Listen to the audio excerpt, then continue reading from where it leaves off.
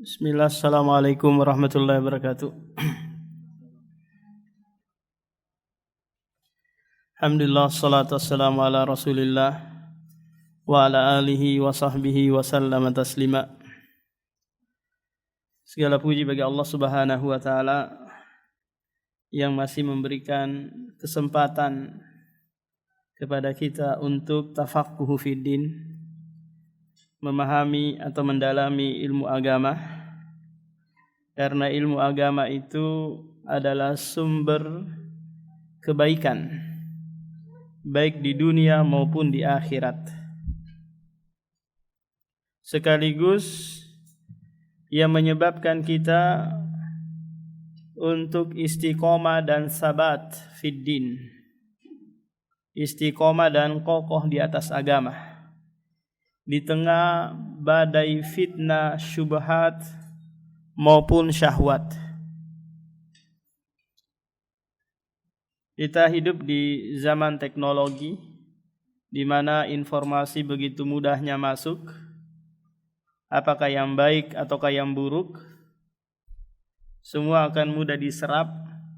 Nah, filternya nanti adalah ilmu-ilmu yang bermanfaat, yang bisa membendung syubhat maupun syahwat. Sekaligus duduk di majelis ilmu merupakan sebab ketenangan yang akan diraih bagi mereka yang bermajelis ilmu, meskipun di luar sana dia banyak utang, banyak permasalahan di keluarganya, banyak permasalahan yang dihadapi. Tapi duduk sejenak di majelis ilmu akan mendatangkan ketenangan. Karena Rasulullah bersabda, "Majtama'a qaumun fi baitin min buyutillahi yatluna kitaballahi wa yatadarasuna fima bainahum illa nazalat alaihimus sakinah." Tidaklah suatu kaum duduk di rumah dari rumah-rumah Allah, mereka membaca Al-Quran, mempelajarinya, kecuali akan turun ketenangan. Pada kesempatan yang berbahagia ini, kita akan mempelajari adab-adab di dalam menuntut ilmu. Karena kita sebagai seorang thalibul ilmi, maka sangat penting untuk mengetahui adab-adabnya. Dari generasi ke generasi, ulama kita sangat menganjurkan untuk mempelajari adab terlebih dahulu sebelum menulis hadis, sebelum mencatat ilmu-ilmu yang lain. Kata Sufyan Ats-Tsauri, "Kana ar-rajulu idza arada an yaktubal haditsa ta'addaba wa ta'abbada qabla dzalika bi 20 sanah." Kata Sufyan Ats-Tsauri adalah penuntut ilmu di zaman dulu, apabila dia ingin menulis hadis, maka dia belajar adab dulu selama 20 tahun. Sebelum apa? Sebelum dia menulis hadis-hadis Rasulullah. Nahnu ila kasiri minal adab ahwaju minna ila kasiri minal hadis. Kata Abdullah ibnul Mubarak, kita itu lebih butuh kepada adab daripada menulis hadis. 6 adab yang pertama yang akan kita sebutkan di sini adalah tathhirul qalbi, mensucikan hati. Ini adab yang pertama. Kenapa hati perlu disucikan? Karena hati itu nanti yang akan menampung ilmu. Hati yang akan menampung ilmu. Dia harus dibersihkan dulu dari kotoran syubhat maupun kotoran syahwat. Allah Subhanahu wa taala berfirman dalam surah Qaf ayat 37, "Inna fi dzalika ladzikra liman kana lahu qalbun." Sesungguhnya Al-Qur'an itu adalah dzikra, peringatan. Bagi siapa? Liman kana lahu qalbun. Bagi mereka yang memiliki hati yang bersih, hati yang suci. Karena jika ilmu basyasatul qulub, ilmu menyentuh sampai ke dalam hati, inilah yang akan membuahkan nanti kelezatan, tumaknina, kekhusyuan di saat dia beribadah kepada Allah Subhanahu wa taala. Akan apa? Akan melembutkan hatinya.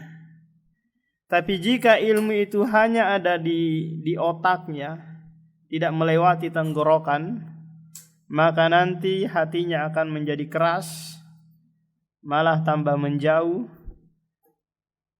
bukan malah apa? Tambah baik.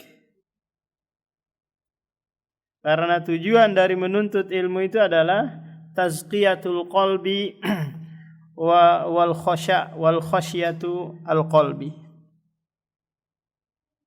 Jadi perlu diperhatikan mengenai hati ini. Dibersihkan terlebih dahulu. Bagaimana cara membersihkan hati dari kotoran syubhat dan kotoran syahwat? Maka di antara caranya adalah meningkatkan ubudiyah kepada Allah Subhanahu wa taala. Meningkatkan ubudiyah plus menjauhi kemaksiatan. Karena nanti akan ada poin-poinnya bahwa kemaksiatan itu akan mengotori hati. Demikian juga perkara syubhat. Apa itu syubhat, ibu-ibu? Ada yang tahu? Ummahat? Apa itu syubhat?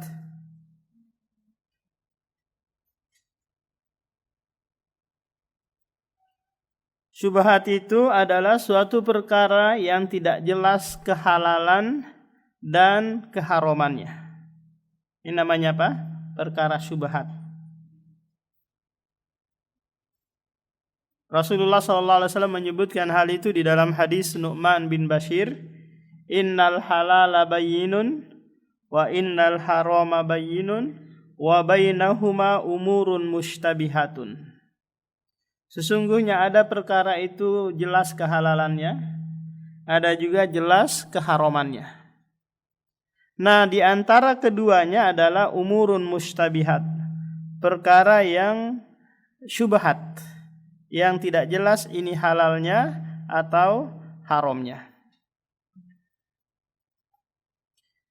Nah, dalam menuntut ilmu, apakah itu ilmunya atau orang yang membawa ilmu, kita harus apa? Ternafikan dulu syubhat dari kepala kita. Contoh seperti ini. Tak kala kita mendengarkan seorang ustadz di YouTube atau di media sosial gitu, kita nggak paham ini ustadz yang halalkah, yang haramkah, yang syubhatkah, ya kan? Dari mana kita mengetahui ini halal, ini haram, ini syubhat? Nah, kira-kira dari mana ummahat? Oh, ini loh baik ustadz, dia sampaikan Al-Quran, hadis, dia hafal nomor-nomor ayatnya, nomor hadisnya dia hafal semua. Sampai letak-letak ayat pun dia tahu. Dari mana syubhatnya? Kira-kira gimana ummahat? Agar nanti apa? Anda akan merasa tenang mengambil ilmu dari ustadz tersebut. Dari mana kita mengetahui bahwa ustadz ini halal diambil ilmunya, haram diambil ilmunya, syubhat diambil ilmunya? Ada yang tahu?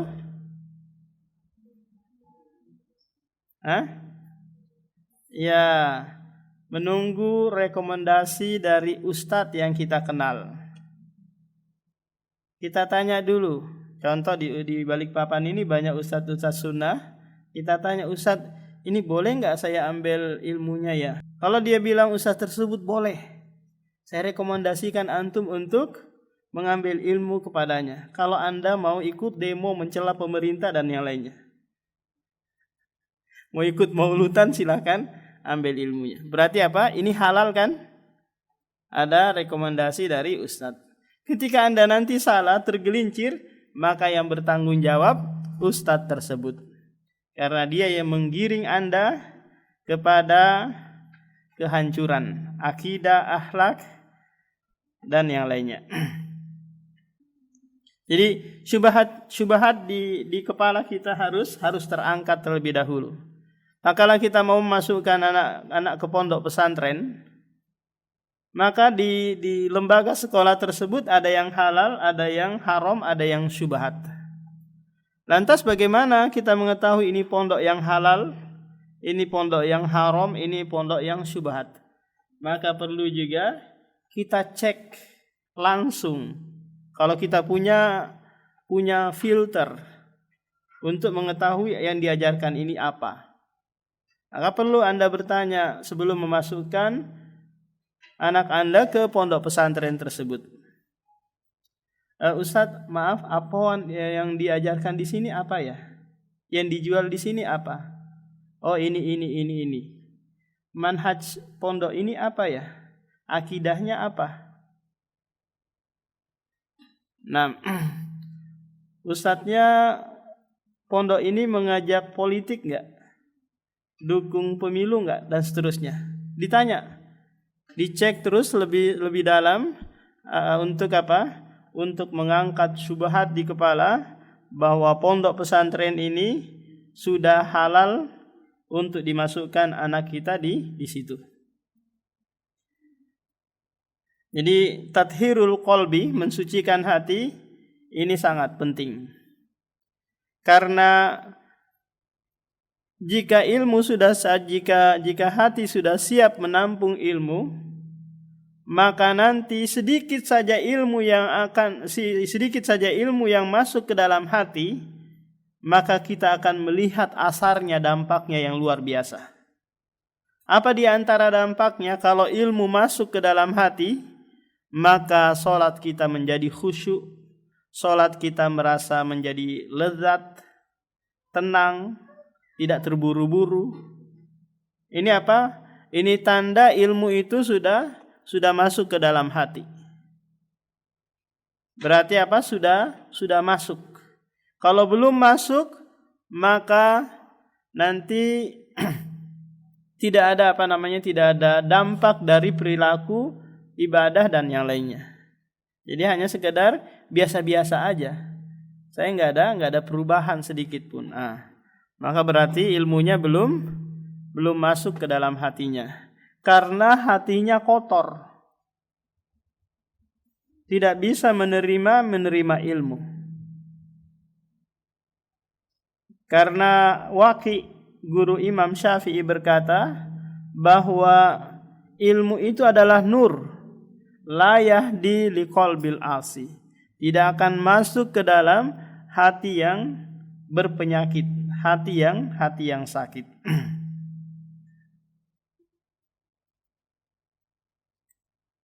Seorang ulama pernah berkata, haramun ala qalbin ayyadkhuluhun nur wa fihi syai'un mimma yakrahullah. Haram, terlarang bagi sebuah hati untuk masuk ilmu di dalamnya, sementara di dalam hati tersebut ada sesuatu yang dibenci oleh Allah Subhanahu wa taala. Idza salahat salahal jasadu kullu wa idza fasadat fasadal jasadu kullu. Ala wahia al-qalbu. Apabila hati ini selamat, sehat, maka yang lain pun jadi apa? Menjadi ikut sehat. Apabila hati ini menjadi sakit, maka sakitlah pula yang lain. Hanya saja para ulama berselisih tentang hati atau kolbun di dalam bahasa Arab. Apakah yang dimaksud adalah liver ataukah jantung? Kira-kira apa ibu-ibu? Mahat? Yang diinginkan yang dimaksudkan adalah jantung. Kenapa? Karena memang dari sisi medis, jika jantung ini bermasalah, maka yang lain pun akan bermasalah, kan? Apakah itu stroke, kolesterol, asam urat, dan penyakit-penyakit yang disebabkan apa?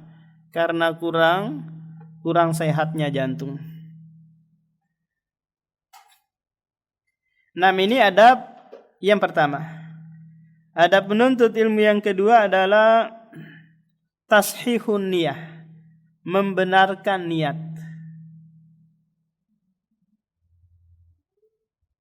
Membenarkan apa? Niat. Karena niat nanti yang menjadi tolak ukur diterimanya ibadah kita. Bukankah menuntut ilmu adalah ibadah? Iya, ibadah. Tapi dia bukan ibadah yang mustaqilah. Paham ibu-ibu mananya ibadah yang mustaqilah? Tapi dia adalah ibadah yang sifatnya wasilah, yang mengantarkan kepada ibadah yang lain. Dalam artian, kalau ada orang yang dia kerjanya hanya nuntut ilmu semata, tapi tidak ada dibarengi dengan amal, tidak ada asar sedikit pun dari menuntut ilmunya, maka menuntut ilmunya ini tidak bernilai ibadah. Kenapa? Karena yang diinginkan dari menuntut ilmu itu adalah wasilatun ilal amal. Agar kita menjadi baik penghambaan diri kepada Allah Subhanahu wa taala. Ini yang kedua, bahwa menuntut ilmu itu haruslah dibenarkan niatnya. Kita tahu bahwa orang-orang yang hadir di majelis ilmu macam-macam niatnya. Ada yang karena daripada saya nggak ada kerjaan di rumah, daripada saya ngerumpi aja sama tetangga, atau mumpung saya lagi sekalian ngantar anak sekolah singgah, atau tujuan-tujuan yang lain. Maka niat yang benar dalam menuntut ilmu yang pertama adalah mengangkat kebodohan pada dirinya dan pada orang lain. Ini tujuan yang pertama. Mengangkat kebodohan pada dirinya dan pada orang lain. Kita tahu semua bahwa kita lahir ke muka bumi ini dalam keadaan jahil, tidak mengetahui apa-apa. Nah, kalau kita tidak menuntut ilmu, maka kita tidak tahu bagaimana ibadah yang benar, bagaimana bermuamalah yang benar, bagaimana menjadi istri yang benar, dan seterusnya. Karena ini semua sudah dijelaskan oleh Allah dan Rasul-Nya. Ilmu itu tidak diwarisi. Seandainya bapak kita, ibu kita seorang yang alim, mungkin nggak bisa kita jadi berilmu juga kalau hanya sekedar ilmu itu dari warisan atau keturunan. Jadi butuh apa? Butuh menuntut ilmu.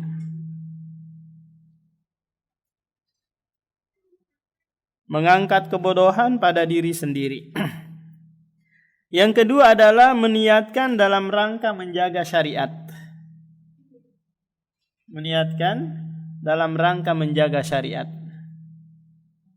Syariat ini kalau tidak dipelajari, maka dia akan berada pada lembaran-lembaran buku. Apakah Al-Quran atau hadis atau penjelasan para ulama. Kemudian berlalu waktu, nanti dimakan rayap, dimakan kutu buku, akhirnya hilang. Kalau nggak ada penuntut ilmu yang mempelajarinya, maka syariat ini akan musnah, berlalu dengan apa? Dengan berlalunya zaman. Kemudian niat yang ketiga adalah dalam rangka membela syariat dan menyebarkannya. Kita belajar untuk apa? Untuk membela syariat dan menyebarkannya.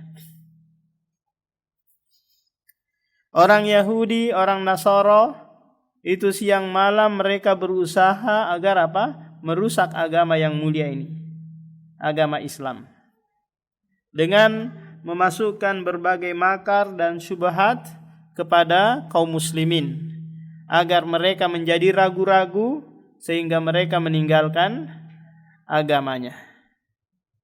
Lan tardo angkal yahudu walan nasara hatta tattabi'a millatahum. Orang Yahudi dan Nasara tidak akan ridho terhadap agama kalian kecuali kalian mengikuti agama mereka. Nah, dengan kita mempelajari agama ini, maka kita akan bangkit nanti membela syariat dari perubahan, dari syubhat orang-orang yang menyimpang. Kemudian niat yang benar yang keempat adalah meniatkan dalam rangka menjalankan perintah Allah dan Rasul-Nya. Menuntut ilmu adalah perintah Allah dan Rasul-Nya. Apa kira-kira dalilnya ibu-ibu? Apa? Talabul ilmi faridatun ala kulli muslimin wa muslimatin gitu. Nah, tambahan muslimatin ini doif. Yang benar talabul ilmi faridatun ala muslimin. Kok enggak disebutkan muslimanya? Berarti enggak wajib dong bagi perempuan. Enggak. Pada umumnya syariat kita ini khitabnya itu kepada laki-laki. Bukan berarti perempuan enggak masuk di dalamnya. Tapi apa? Masuk. Allah Subhanahu wa taala juga memerintahkan kita menuntut ilmu. Tapi perintahnya itu sifatnya adalah khobar. Ada yang juga yang sifatnya amar, perintah. Allah berfirman dalam surah Muhammad, fa'lam annahu la ilaha illallahu wastaghfir li dzambik. Ketahuilah, belajarlah tentang agama ini. Di ayat yang di surah atau ayat yang pertama kali turun, bunyinya apa ibu-ibu?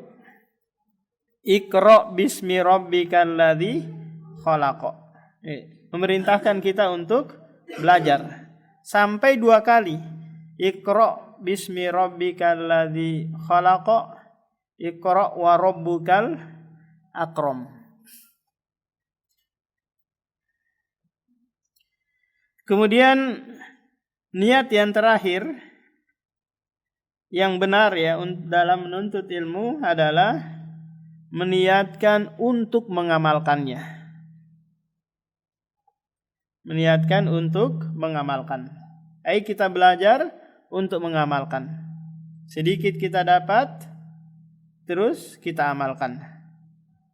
Jangan pula beralasan, Ustadz yang kemarin aja belum saya amalkan.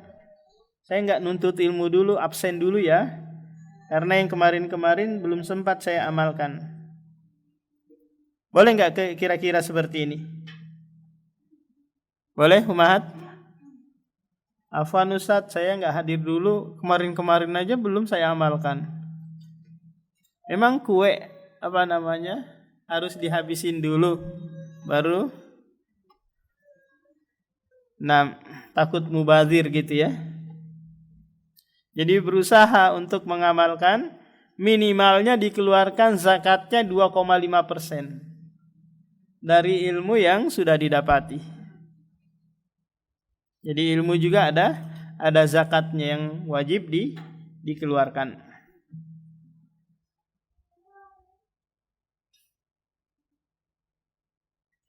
Rasulullah sallallahu alaihi wasallam bersabda, innamal a'malu binniyat. Innamal a'malu binniyat.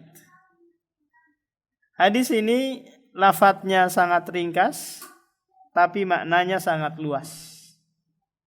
Innamal a'malu marududatun au makbulatun binniyat. Sesungguhnya amalan itu diterima atau ditolak, itu tergantung dari niatnya. Jika niatnya benar, maka diterima. Jika niatnya salah, maka akan ditolak. Ustadz, anak saya itu masuk pondok masuk sekolah karena saya iming-imingin di sana itu ada kolam renangnya, ada mallnya, ada macam-macam. Kamu bisa hidup tenang di sana. Saya iming-imingi dengan apa? Dengan perkara dunia. Akhirnya apa? Anak saya mau mondok, Ustaz. Atau saya paksa dia, kamu kalau nggak masuk pondok, maka saya nggak mau kasih jajan sama kamu, nggak mau kasih makan juga. Akhirnya apa? Ya udah, terpaksa dia masuk pondok. Dia masuk pondok dalam keadaan terpaksa. Benar kira-kira niatnya ini? Nggak benar. Boleh dia berhenti, Ustaz saya berhentikan anak saya aja, atau anaknya, mak saya berhenti aja mondok karena niat saya nggak benar nih. Maka jawabannya nggak usah berhenti, tetap belajar, karena ilmu itu adalah sultan. Apa itu sultan? Sultan itu adalah sesuatu yang bisa merubah orang lain. Kalau sultan karena banyak harta, maka dia akan memerintahkan orang-orang bawahannya kan, kamu ke sana, saya kasih uang. Nah, ilmu itu bisa merubah seseorang yang tadinya niatnya buruk menjadi baik. Tadi niatnya terpaksa menjadi apa? Ikhlas. Bisa merubah seseorang yang buruk menjadi baik. Itu adalah ilmu. Sehingga apa? Jangan berhenti kalau niat di awal rusak atau salah. Tetap lanjutkan. Insya Allah dengan berjalannya waktu maka akan menjadi baik. Kata ulama kita, awal-awal kami menuntut ilmu malana min kabirin ya. Kami tidak punya niat yang benar. Tapi dengan berjalannya waktu, ilmu itu mengajarkan kepada kami tentang niat, tentang ikhlas dalam menuntut ilmu. Nah, demikian juga umat-umat yang duduk di majelis ilmu saat ini, meskipun niatnya di awal enggak benar, maka tetaplah berusaha hadir di majelis ilmu. Semoga Allah Subhanahu wa taala memperbaiki niat kita, sehingga apa yang kita lakukan berbuah pahala di sisi Allah Subhanahu wa taala. Wa ma umiru illa liya'budullaha mukhlishina lahuddin. Tidaklah kami perintahkan mereka, Yahudi dan Nasara, kecuali agar mereka beribadah kepada Allah dengan ikhlas. Bukankah menuntut ilmu itu adalah ibadah? Maka juga dituntut ikhlas kepada Allah Subhanahu wa taala. Ini niat yang kedua. Adapun niat yang ketiga adalah al-juhdu fi tahsilihi. Bersemangat untuk memperoleh ilmu. Bersemangat untuk meraih atau memperoleh ilmu. Coba perhatikan ibu-ibu, tolabud dunia. Tolibud dunia, orang-orang yang mencari dunia. Apakah itu kerja di kantoran, atau buruh di pelabuhan sana, atau pedagang di pasar? Kira-kira mereka semangat nggak? Semangat banget. Subuh-subuh sudah turun ke pasar, meskipun harus meninggalkan sholat subuh. Suami-suami kita yang kerja di kantoran itu tertib, mulai dari jam 8 berangkat, sebelum jam 8 sudah berangkat. Pulang nanti kadang telat karena lembur dan yang lainnya. Rela mereka mengorbankan waktu untuk meraih dunia. Padahal ziyadatul mar'i fi dunyahu nuqsanu. Bertambahnya harta seseorang itu adalah kekurangan. Nah, orang-orang yang tolibud dunia saja bersemangat, maka lebih pantas lagi tolibul ilmi lebih bersemangat. Karena yang dia tuntut adalah sesuatu yang berharga. Sesuatu yang membuat dia bahagia, tenang, kokoh, istiqomah di atas agama. Allah Subhanahu wa taala berfirman dalam surah Al-Ankabut di ayat terakhir, "Man jahada fina lanahdiyannahum subulana." Barang siapa yang bersungguh-sungguh menuju jalan kami, maka kami akan berikan petunjuk kepadanya. Kata Ibnul Qayyim, man kasura ijtihaduhu kasurul hidayatuhu. Siapa yang banyak kesungguhannya, maka banyak juga mendapatkan petunjuk dari Allah Subhanahu wa taala. Ada seorang ulama yang bernama Sirajuddin As-Sakaki. Seorang ulama dalam ilmu balaghah, dia sangat terkenal dalam ilmu balaghah. Dia menceritakan awal-awal dia menuntut ilmu. Di mana waktu itu dia berumur 33 tahun, ingin belajar ilmu agama. Sudah tua, ingin belajar ilmu agama. Terus mendaftarlah dia di sebuah madrasah, sebuah sekolah. Kata ustadznya yang ada di sekolah tersebut, umur segini nggak pantas lagi untuk menuntut ilmu, sudah tua. Umur 33 tahun sudah nggak pantas kan duduk di bangku SD, SMP dan yang lainnya. Tapi dia mendesak untuk bisa ikut belajar. Akhirnya apa? Kata gurunya, oke, kalau Anda mendesak silakan masuk.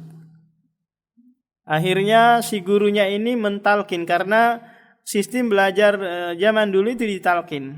Ditalkinkanlah dia pembahasan fikih. Kita sebutkan bareng-bareng Ibu ya, saya baca, kemudian Ibu nanti ikutin. Akhirnya dia talkinkan dengan begini. Qala syekhu, coba. Jildul kalbi yutahhiru bid-dibagi. Oh ya. Jildul kalbi yutahhiru bid-dibagi. Yutahhiru bid-dibagi. Maknanya seperti ini. Berkata Syekh bahwa kulit anjing disucikan dengan cara disamak. Ini pendapat Imam Syafi'i, mazhab Syafi'i. Jadi kulit anjing itu bisa suci dengan cara disamak. Dikerik dulu kemudian direbus pakai daun salam. Jadinya apa? Jadi suci. Dia ulang-ulang lagi nih. Dia ulang-ulang terus, kata ustadznya, udah besok kita lanjut lagi ya. Akhirnya dia datang lagi besok. Kemudian kata ustadznya, sebelum kita mulai pelajaran baru, baca dulu yang kemarin yang sudah dihafal itu. Akhirnya si Rajun As-Sakaki menyebutkan, qalal kalbu. Dia baca gitu. Qalal kalbu jildu syekh yutahhiru bid-dibagi. Anjing berkata bahwa kulit syekh itu disucikan dengan cara disamak. Orang yang hadir saat itu semuanya tertawa. Dia terbalik. Padahal kalimatnya hanya ringkas pendek kan? Cuma dia terbalik. Anjing berkata bahwa kulit syekh disucikan dengan cara disamak. La ilaha illallah. Terus dia menyebutkan bahwa saya seperti ini, perjuangan menuntut ilmu seperti ini keadaannya, terbalik-balik ini, itu 10 tahun. Tapi saya tetap berusaha bersungguh-sungguh belajar. Kemudian keluarlah dia ke hutan. Karena dia putus asa melihat kondisinya yang begitu lemah dalam menghafal dan belajar. Kemudian dia melihat ada batu yang ditetesin oleh air, kemudian batu tersebut menjadi berlobang. Dia terpikir, apakah hati saya ini sekeras batu ya? Lebih keras daripada batu ya? Sehingga tidak bisa dimasuki oleh ilmu, cahaya ilmu. Akhirnya apa? Dia pulang lagi bersungguh-sungguh belajar, kemudian menjadi ulama yang sangat terkenal. Sirajuddin As-Sakaki, pengarang kitab Ulumul ulumul dalam ilmu balaghah. Miftahul ulum. Jadi umur itu bukanlah penghalang kita dalam menuntut ilmu. Apakah umur kita sekarang 40, 50 atau 60 atau 70 itu bukan penghalang. Yang dituntut adalah ikhlas, istiqomah, kemudian bersungguh-sungguh. Insya Allah Allah akan berikan kemudahan. Ada seorang peserta umroh dari India, pergilah dia umroh ke Saudi Arabia. Kemudian dia sempatkan duduk di majelis ilmu yang ada di Masjid Nabawi. Namanya orang India, bahasa mereka kan bahasa India, bukan bahasa Arab. Tapi dia duduk mendengarkan syekhnya itu enggak satu pun kata yang dia pahami. Mungkin ibu-ibu yang pernah umroh duduk di majelis ilmu yang ada di Masjid Nabawi atau Masjidil Haram, seperti ini kan keadaannya. Kecuali ada talib yang di sana ditugaskan menyampaikan dengan berbahasa Indonesia. Nah dia duduk enggak paham-paham. Akhirnya dia pulang sungguh-sungguh belajar bahasa Arab, padahal umurnya sudah 60 tahun. Setelah itu dia menulis syarah Sunan Abu Daud sebanyak 60 jilid. Berkat apa? Berkat kesungguhannya mempelajari bahasa Arab. Jadi tua dan muda itu bukanlah penghalang untuk belajar.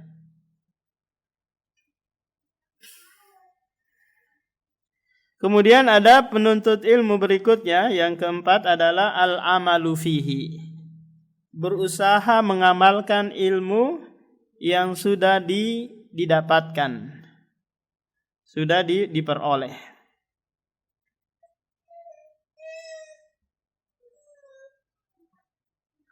Kita tahu bersama bahwa di dalam ayat Al-Quran Al-Karim banyak sekali ayat yang bunyinya innal ladzina amanu wa amilus solihat. Ya ayyuhalladzina amanu wa amilus solihat. Apa maknanya ini? Maknanya adalah orang yang sudah memiliki ilmu haruslah dibarengi dengan amal. Untuk menyelisihi orang Yahudi yang mereka punya ilmu tapi tidak diamalkan, sekaligus menyelisihi orang Nasrani yang mereka beramal tanpa dasar ilmu. Orang Muslim adalah mereka yang berilmu serta dibarengi dengan amal. Kata Ibnul Qayyim rahimahullah, seandainya ilmu itu bermanfaat tanpa diamalkan, ya perhatikan kata-katanya, lau kanal ilmu lau yanfa'u ilmun bila amalin. Seandainya ilmu itu bermanfaat tanpa diamalkan, maka Allah pasti tidak mencela orang Yahudi dan Nasara. Paham? Bukankah orang Yahudi itu tahu ciri-ciri Nabi Muhammad? Ya'rifunahu kama ya'rifuna abna'ahum. Tahu persis. Dia punya ilmu, cuma enggak diamalkan. Maka Allah Subhanahu wa taala mencelah mereka. Jadi ilmu itu menjadi berharga jika dibarengi dengan amal. Kata Abdullah bin Mas'ud, ta'allamu fa in alimtum fa'malu. Belajarlah. Jika kalian sudah mengetahui, maka segeralah untuk mengamalkan.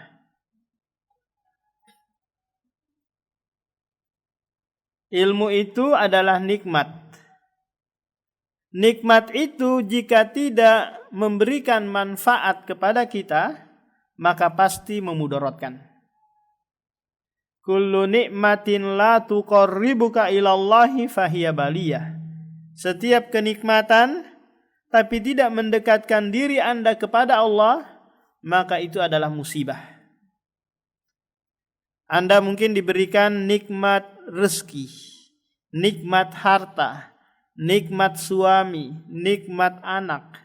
Tapi ketika nikmat-nikmat ini tidak mendekatkan Anda kepada Allah, justru malah tambah menjauh, maka berarti nikmat tersebut adalah musibah.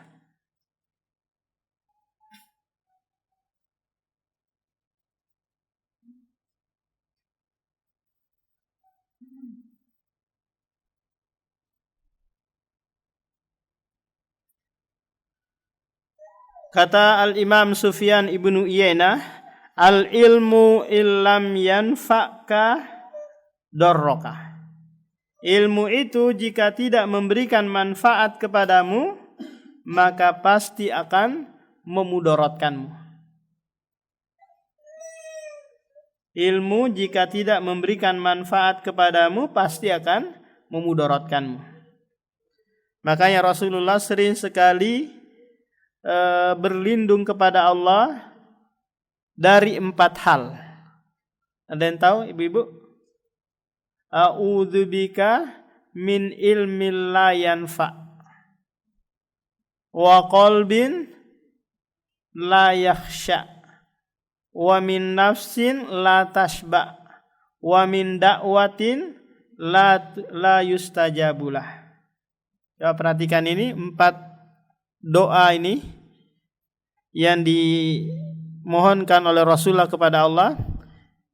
Ya Allah, aku berlindung kepadamu dari ilmu yang tidak bermanfaat. Ilmu yang saya tidak manfaatkan. Yang kedua, saya berlindung kepadamu dari hati yang tidak khusyuk. Yang ketiga, aku berlindung kepadamu dari jiwa yang tidak pernah puas. Kemudian yang keempat, aku berlindung kepadamu dari doa yang tidak dikabulkan. Nah, ketiga yang belakang itu, 2, 3, 4 itu, sebab utamanya adalah ilmu la yanfa, ilmu yang tidak bermanfaat. Kenapa kita susah banget khusyuk dalam sholat? Karena ilmu kita nggak bermanfaat. Kenapa kita nggak pernah puas dengan dunia? Karena ilmu kita tidak bermanfaat. Kenapa selama ini doa kita nggak diistijabah oleh Allah? Karena ilmu kita tidak bermanfaat. Maka bagaimana cara mengamalkan ilmu? Bagaimana cara ilmu itu bermanfaat? Maka segeralah untuk mengamalkannya.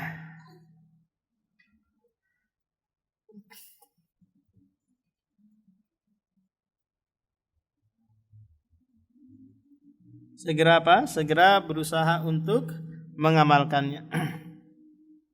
Kemudian adab yang kelima adalah al-bu'du anil ma'siyah, menjauhi kemaksiatan. Ini adab menuntut ilmu yang kelima adalah al-bu'du anil ma'siyah, menjauhi kemaksiatan.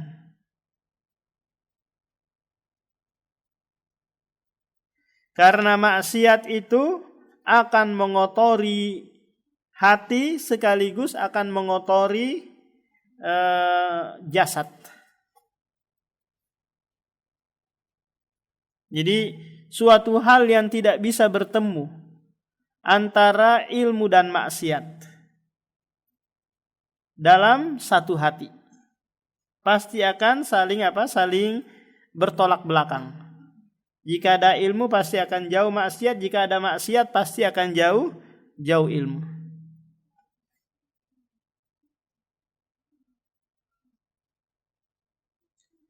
Karena kemaksiatan itu akan membuat seseorang hina dan lupa akan dirinya. Nah, kita akan sebutkan 10 dampak buruk dari maksiat. 10 dampak buruk dari apa? Dari maksiat.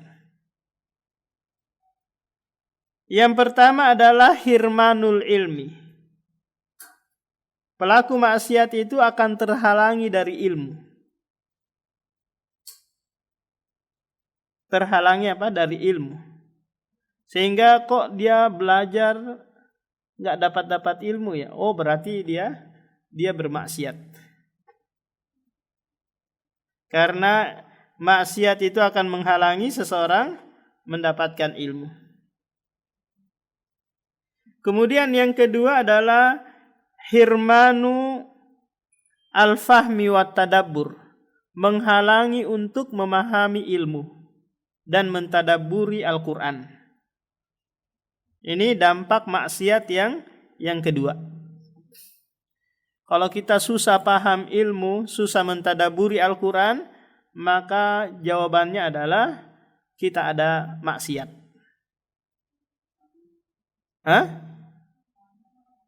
Menghalangi memahami ilmu dan mentadabburi Al-Quran. Kok saya duduk di majelismu nggak paham-paham ya? Maka jangan salahkan ustadznya, salahkanlah diri Anda, karena maksiat itu menghalangi untuk memahami ilmu. Nah, kemudian dampak buruk maksiat yang ketiga adalah hirmanu ar-rizqi, menghalangi rezeki. Menghalangi apa? Rezeki. Balikpapan ini sudah 2 bulan lebih nggak hujan-hujan ya. Kita tahu bahwa hujan itu adalah rezeki dari Allah kan? Nah, sebabnya adalah maksiat yang dilakukan oleh penduduk Balikpapan. Apakah pemimpinnya, warganya, semua harus introspeksi diri. Kenapa hujan nggak turun-turun? Sebabnya hanya satu, maksiat kepada Allah Subhanahu wa taala. Apakah ini akan berlanjut sampai 8 bulan ke depan sehingga kita kekeringan air yang ditargetkan kemungkinan 24 Oktober air di waduk-waduk itu sudah pada habis. Maka kita segera untuk istighfar, memohon ampun kepada Allah Subhanahu wa taala. Karena Allah berfirman dalam surah Nuh, "Faqultu astaghfiru rabbakum innahu kana ghaffara yursilis samaa'a 'alaikum midrara." Di antara faedah istighfar adalah turunnya hujan. Dan penghalang turunnya hujan bukan karena ibu rarah, tapi apa? Karena maksiat kepada Allah Subhanahu wa taala.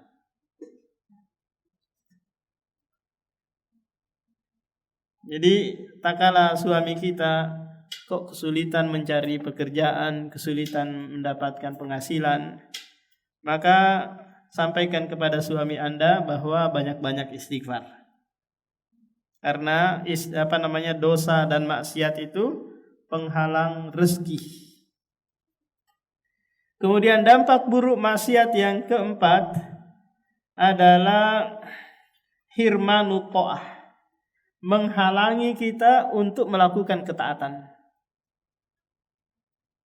Jadi sekali kita berbuat maksiat, maka pasti kita akan menjadi futur, menjadi lemah untuk puasa, untuk sholat sunnah, untuk hadir di kajian. Kenapa? Karena maksiat yang kita lakukan. Kalau ada teman kita kok dia futur ya? Iya, futur itu penyebabnya adalah maksiat.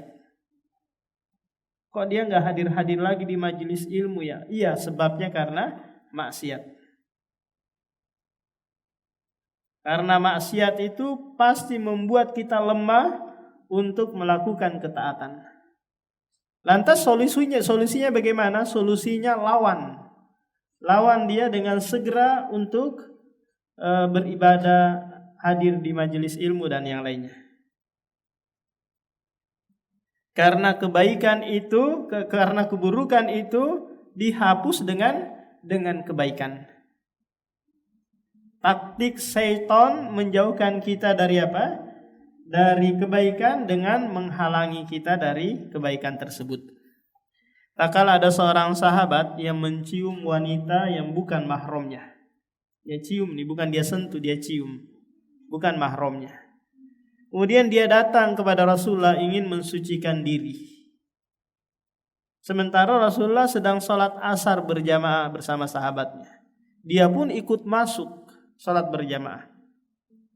Selesai sholat, dia datang menyampaikan hal ini kepada Rasulullah. Rasulullah, saya sudah mencium wanita ini. Kemudian langsung turun ayat di dalam Al-Quran, innal hasanati yudhibnas sayyi'at. Sesungguhnya kebaikan-kebaikan itu menghapus keburukan. Kata Rasulullah, apakah engkau ikut sholat berjamaah tadi bersama kami? Iya, ikut. Maka sudah, Allah sudah mengampuni kesalahan-kesalahanmu dengan sebab engkau ikut sholat berjamaah. Kemudian sahabat ini bertanya, apakah ayat ini turun untukku, hai Rasulullah? Enggak, ini turun untuk seluruh umat, bukan hanya untukmu saja. Jadi tak kala kita melakukan kemaksiatan, pasti kita akan dihinggapi rasa lemah, futur, dan seterusnya. Maka berusahalah untuk tetap kokoh menegakkan ketaatan-ketaatan. Karena itu yang akan membuat kita Izdadul iman, bertambah iman lagi. Kemudian dampak buruk yang kelima ya. Kelima, zahabul haya, hilangnya rasa malu. Jadi orang yang berbuat maksiat itu rasa malunya berkurang atau bahkan hilang. Coba penyanyi-nyanyi itu joget-joget, pakaiannya seksi-seksi sambil teriak-teriak. Orang yang normal akan melihat orang ini kok nggak ada malunya ya. Pacaran, cium-ciuman di pinggir jalan, nggak ada rasa malunya sama sekali. Apalagi sudah tren, alhamdulillah anak saya hamil di luar nikah. La ilaha illallah. Sudah jadikan Sudah jadikan kebiasaan. Bahkan malu anaknya kalau nggak punya pacar. Nak, kok saya lihat kamu sudah lama kok nggak ada pacarnya ya? Coba lihat tetangga tuh, digonceng sana sini sama cowok. Kok kamu nggak ada pacarnya sedikit? Coba kamu cari pacar juga. Kenapa? Karena maksiat itu akan menghilangkan atau bahkan mengurangi rasa malu seseorang. Jadi nggak ada lagi malunya untuk berbuat maksiat. Kemudian dampak buruk yang berikutnya adalah la ghairata lahu, tidak ada kecemburuan baginya. Tidak ada kecemburuan. Dalam artian melihat orang berbuat maksiat dia biasa-biasa aja. Nggak ada pengingkaran lagi. Melihat anaknya goncengan dengan laki-laki lain, dia biasa-biasa aja. Nggak ada cemburu, nggak ada teguran, bahkan menghajar anaknya nggak sedikit pun dia lakukan. Karena la ghairata lahu, tidak ada kecemburuan baginya. Kemudian yang berikutnya adalah uku'ul wahsyah. Uku'ul wahsyah ini maknanya adalah seseorang yang melakukan maksiat akan tidak tenang, gelisah. Ini akan dia rasakan. Ini kalau hatinya masih bersih. Tapi kalau hatinya kotor dengan maksiat, maka tidak ada lagi getaran di dalam jiwa. Biasa-biasa aja. Sementara ulama kita memperumpamakan orang yang melakukan kemaksiatan itu seperti orang yang tertidur berselimutkan kain, sementara di dalam selimutnya ada ular kobra. Kira-kira gelisah nggak dia ibu-ibu? Jangankan ular, ustadz curut saja itu luar biasa gelisahnya. Curut, jangankan di dalam selimut, di dalam kamar ada curut cek gitu. Pasti akan membuat kita tidak tenang kan? Apalagi ular kobra.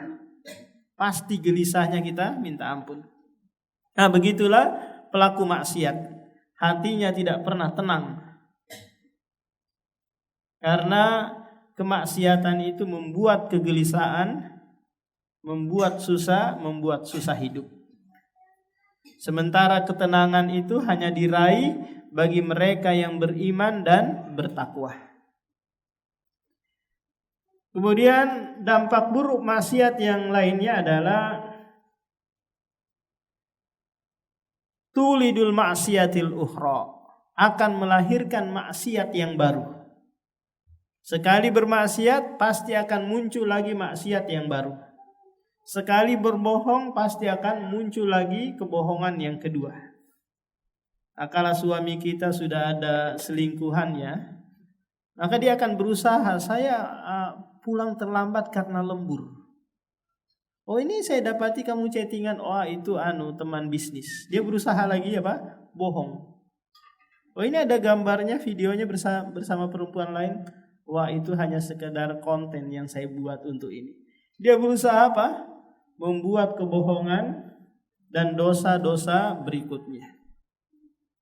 Kenapa? Karena maksiat itu akan melahirkan maksiat yang baru.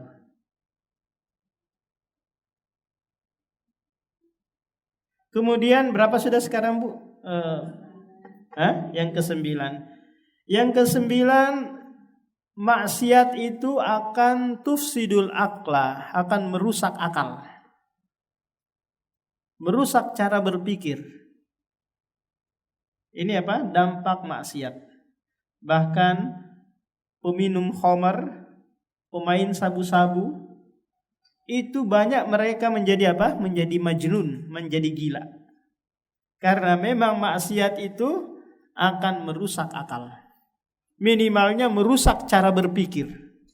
Cara berpikirnya enggak normal lagi. Atau sampai kepada tahap junun. Apa kira-kira maknanya junun? Junun itu masturul akli, tertutup akalnya. Kemudian dampak buruk maksiat yang terakhir adalah nisyanu nafsihi, lupa akan dirinya sendiri. Lupa akan dirinya. Lupa tentang kebahagiaannya dia, tentang sebab hidayahnya dia. Bahkan dari sisi fisiknya pun gak terurus. Mandi pun jarang, gosok gigi jarang, ngurusin rambut acak-acakan. Lihat orang-orang yang jauh dari sholat, jauh dari ibadah, maka akan kelihatan dia itu tidak mengurus dirinya. Karena ini adalah siksaan yang Allah Subhanahu wa taala berikan bagi mereka yang lupa kepada Allah Subhanahu wa taala. Allah berfirman dalam surah Al-Hasyr ayat 19, wala takunu kalladzina nasullaha fa ansahum anfusahum ulaika humul fasikun.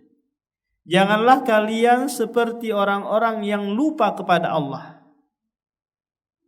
sehingga Allah membuat mereka lupa kepada diri mereka, dan mereka itu adalah orang-orang yang fasik. Jadi coba lihat orang-orang yang jauh dari sholat, jauh dari majelis ilmu, mereka itu seakan-akan gak ada tujuan hidup. Ya kan ibu-ibu? Gak ada, saya ini mau ngapain di dunia ini, bingung sendiri. Saya apa yang saya harus lakukan? Kebingungan tentang tentang dirinya. Yang dia gak tahu tujuan hakikat hidup itu apa. Sebab kebahagiaan itu apa. Ini adalah dampak buruk dari Dari maksiat yang dia lakukan. Dia lupa tentang dirinya sendiri.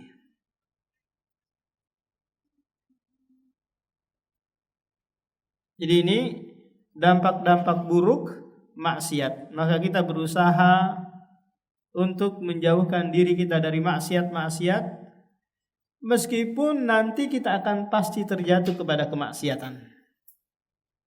Karena kita adalah hamba-hamba Allah yang ghairu ma'sum. Apa itu ghairu ma'sum?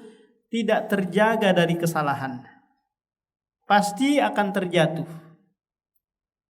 Lantas apa solusi yang kita ambil kalau kita terjatuh kepada kemaksiatan? Apa kira-kira ibu-ibu? Apa langkah-langkahnya? Kalau Anda terjatuh kepada kemaksiatan nih. Nah, pertama adalah istighfar, astagfirullah. Yang kedua, bertobat. Apa makna tobat? Tobat itu rujuk kembali. Kembali kepada rel kebaikan lagi. Kemudian yang ketiga, kalau dosanya itu berkaitan dengan anak Adam, orang lain, maka segera meminta maafnya. Atau apa? At-tahallul minal madzalim. Melepaskan diri dari kezaliman terhadap manusia yang lain. Kalau kita pernah menggibahi orang, maka segera meminta maafnya. Maaf ya Bu, saya menggibahimu di Masjid Liwai. Saya menggibahimu di sana. Gimana? Oh enggak, kamu harus bayar 1 juta kepadaku, baru saya maafkan. Ya udah, ini uangnya 1 juta. Berapa kali kamu menggibah saya di sana? Dikali 1 juta. Maka Anda harus membayarnya. Untuk apa? Untuk memperoleh dan mendapatkan kehalalannya atau maafnya. Kemudian ada penuntut ilmu berikutnya adalah as-sabru, bersabar. Bersabar dalam menuntut ilmu. Ini diibaratkan apa? Ruhul jasad. Ruhnya sebuah jasad. Jadi kalau sudah bersabar, apapun kendala aral yang didapati dalam menuntut ilmu, maka dia akan tetap berjalan, tetap menuntut ilmu. Karena apa? Karena dia bersabar, menahan jiwanya.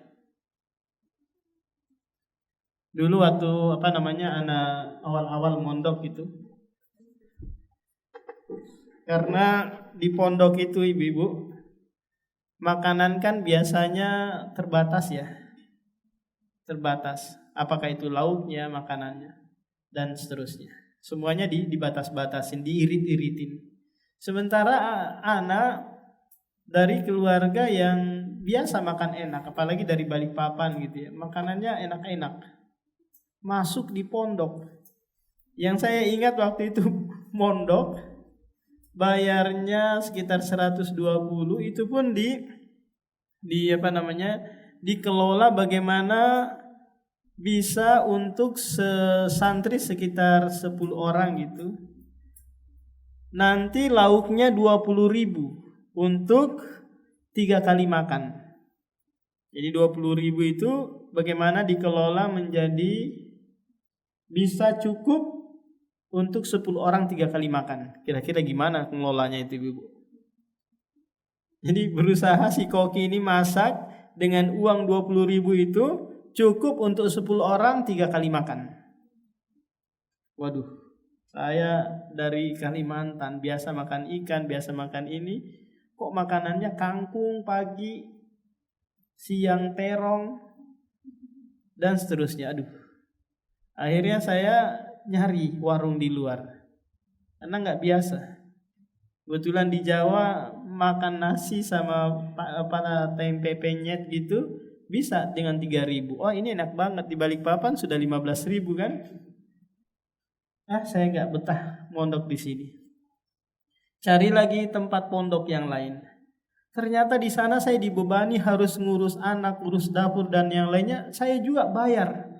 Waduh, gimana ini? Saya terpikir lagi untuk pindah.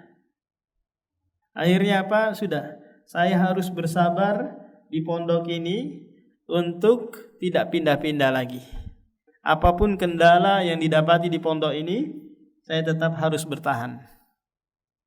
Karena jika pindah-pindah terus, maka habis waktu, yang ada hanya pengalaman. Oh, saya pernah di pondok ini. Oh, pernah di pondok itu.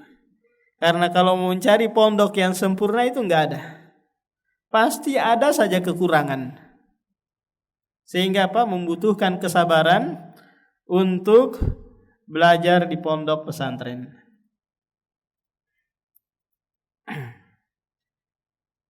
Kita tahu bersama kisah Nabi Musa alaihi salam, tatkala dia melakukan perjalanan menuntut ilmu ke Nabi Khidir alaihi salam. Yang diberikan syarat utama bagi Musa alaihi salam kepada dari Khidir ini adalah innaka lan tastati'a ma'iya sabara. Sesungguhnya engkau tidak bisa bersabar menuntut ilmu bersamaku.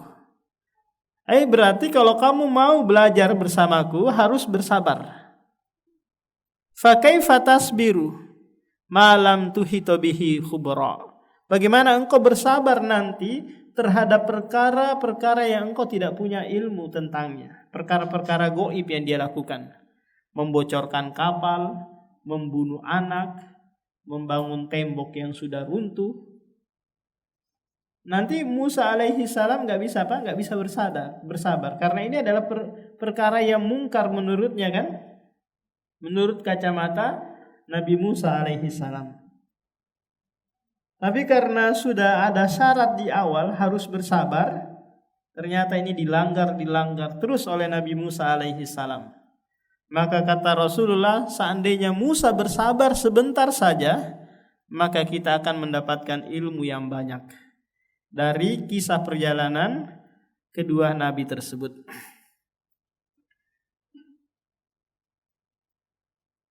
Jadi menuntut ilmu adalah ibadah, dan setiap ibadah itu membutuhkan kesabaran. Menahan diri agar tidak berkeluh kesah. Wah, capek saya, lama betul menuntut ilmu. Kalau biasa majelis-majelis taklim yang ada di Balikpapan terutama, itu biasanya majelis ilmunya kan 1 jam lebih ya, 1 jam atau 1 jam lebih. Tingkat konsentrasi bagi orang-orang dewasa itu biasanya hanya 30 menit awal. Ketika lewat dari 30 menit sudah terbayang dapur, bahan-bahan makanan.